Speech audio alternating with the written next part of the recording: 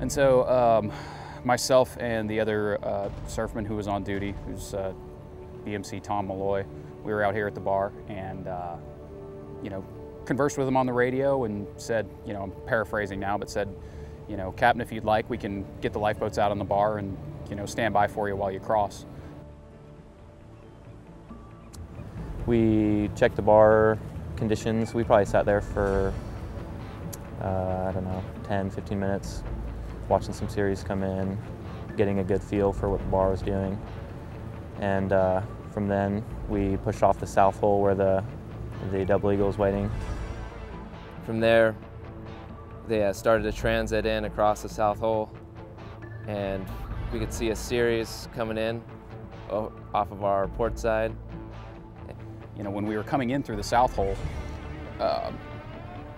you know, from where we were sitting, it appeared like he was, you know, maybe taking it a little close, you know, and then a series came through, and I remember we turned on top of the series, you know, trying to knock it down, but where it was still in so deep a water that our boat going over the top of it had no effect on it whatsoever. And I remember thinking to myself, well, that's not going to do anything.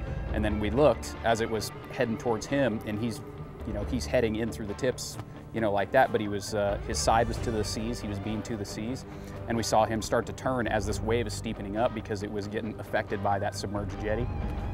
It rolled underneath us. We didn't really have much effect on the first one. The first wave went over, hit him on their port side, and it didn't really do anything to that first time around, but the second time when that second wave came through, it rolled underneath us, and then we watched it, and I watched the port bow of their boat come up through the wave, and all of a sudden we saw nothing, and then it was just kind of silent on the boat, and all of a sudden we saw the props of the boat spinning out of the water, which is kind of an eerie feeling because then we didn't know what was going on at that point. We didn't know where anybody was at, and that's when everyone jumped into action. I heard some commotion, looked to my right, and I saw the bottom of the Double Eagle. From then we ran down to me, Seaman Bartos, and Fireman Callahan went down to the aft deck. The whole time we're doing this, you know, we're trying not to lose visual of the two people. You know, we can see them as they're bobbing in and out of the water, but we're trying our best to keep our eyes on them. BM2 was hailing the sector, and we were unclipping and heading towards the aft deck. And when we got down the aft deck, BM3 Kara spotted one of the crewmen of their boat. I grabbed a rescue heaving line. I saw one of the guys had popped up in the water right in the surf line. I threw the rescue heaving line to him, and he caught it. He got hit with a breaking wave then.